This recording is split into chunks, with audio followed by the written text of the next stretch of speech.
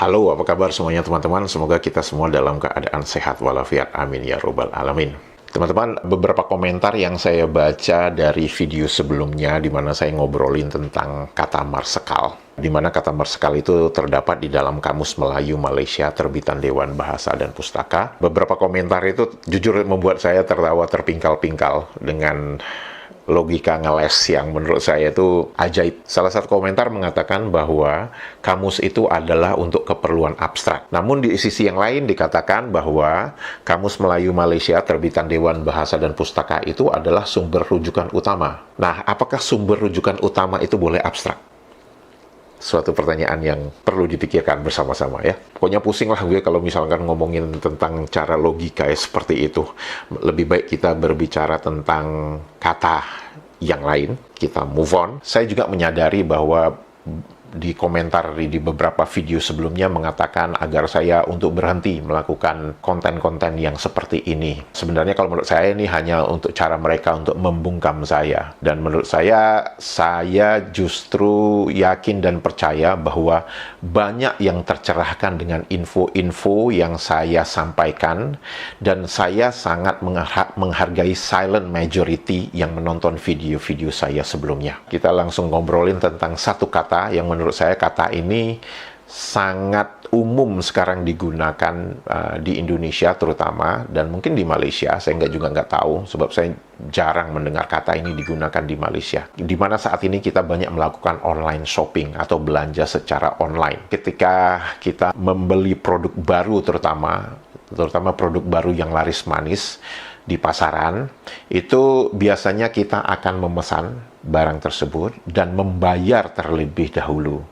Dan itu biasanya kalau kita di online shopping juga seperti itu kan. Jadi kita pilih barangnya, kita bayar, setelah itu kita tunggu barangnya datang. Setelah kita menunggu, misalkan anggaplah kita beli sepeda motor produk terbaru begitu kan. Itu kan biasanya kita panjer dulu uangnya berapa begitu, setelah itu kita nunggu. Setelah kita menunggu barangnya datang, cara pembayaran itu biasanya dinamakan inden. Kalau kita lihat di definisi inden di dalam Kamus Besar Bahasa Indonesia, baik edisi kedua cetakan ketiga tahun 1994 dan Kamus Besar Bahasa Indonesia edisi kelima versi online, itu bisa Anda lihat di belakang. Apa definisi inden menurut Kamus Besar Bahasa Indonesia? Apakah kata inden ada di dalam Kamus Melayu Malaysia terbitan Dewan Bahasa dan Pustaka yang definisinya sama atau kurang lebih sama dengan yang dimengerti atau yang ditulis di Kamus Besar Bahasa Indonesia? Jawabannya ada. Apakah kata inden digunakan secara luas di Malaysia? Itu beda cerita. Kata inden dalam Kamus Melayu Malaysia terbitan Dewan Bahasa dan Pustaka mempunyai arti pesanan pembelian barang secara rasmi. Rasmi di sini dalam bahasa Inggrisnya official atau dalam bahasa Indonesia resmi. Kalau kita lihat definisi ini hampir-hampir mirip, tapi tidak persis sama dengan yang ada di definisi Kamus Besar Bahasa Indonesia. Teman-teman bisa bandingin di belakang ya. Dengan arti yang dimaksud inden di dalam Kamus Melayu Malaysia, di mana dinyatakan bahwa pesanan pembelian barang secara resmi. Tentu saja ada pertanyaan, apakah ada pesanan pembelian barang secara tidak resmi? Oke. Kata inden yang diartikan dalam Kamus Melayu Malaysia itu dituliskan sebagai kosakata natif, yaitu tidak ada sumber asal kosakata inden tersebut. Artinya, kosakata inden itu sudah dianggap kosakata bahasa Melayu. Apakah rakyat Malaysia menggunakan kata inden di dalam penulisan atau obrolan sehari-hari?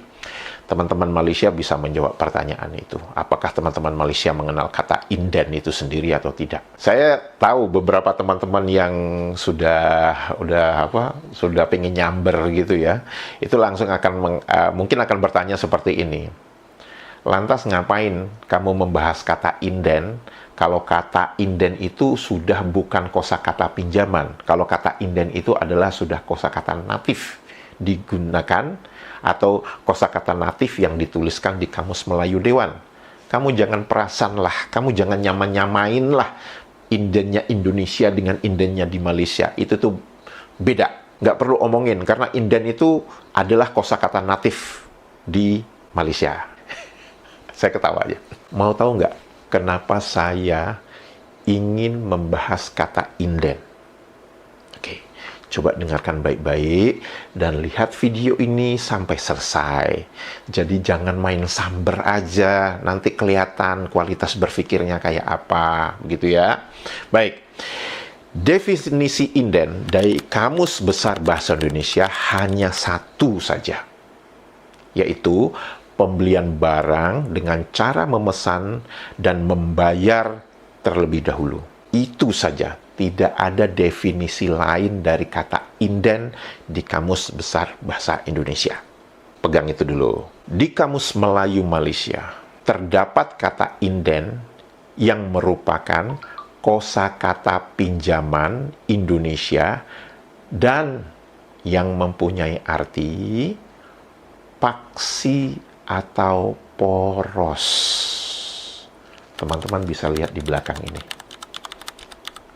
Arti kata inden yang menggunakan kosakata Indonesia, di mana dituliskan di dalam Kamus Melayu Dewan, artinya paksi atau poros. Dari mana arti kata inden diartikan sebagai paksi atau poros ini didapat? Dari langit? Dari awang-awang? Khayalan tingkat tinggi? Teman-teman mungkin masih ingat video yang saya obrolin tentang kata genie, kata gardin, dan sekarang kata inden, di mana kata inden diartikan sebagai paksi atau poros dan dituliskan kata inden itu dari bahasa Indonesia. Tapi di Kamus Besar Bahasa Indonesia, arti kata inden sebagai paksi atau poros itu tidak ada. Apakah tidak berlebihan kalau saya katakan bahwa bahasa Indonesia sedang difitnah dengan menuliskan kosakata yang arti atau kosakata itu sendiri tidak ada di dalam Kamus Besar Bahasa Indonesia? Coba pikir-pikirkan lagi. Apakah saya mengatakan bahwa bahasa Indonesia sedang difitnah itu suatu pernyataan yang berlebihan, atau memang setelah melihat video-video saya sebelumnya, pernyataan saya mengatakan bahwa bahasa Indonesia sedang difitnah itu memang ada dasarnya? Silahkan dipikir, teman-teman. Sehat walafiat selalu. Dadah.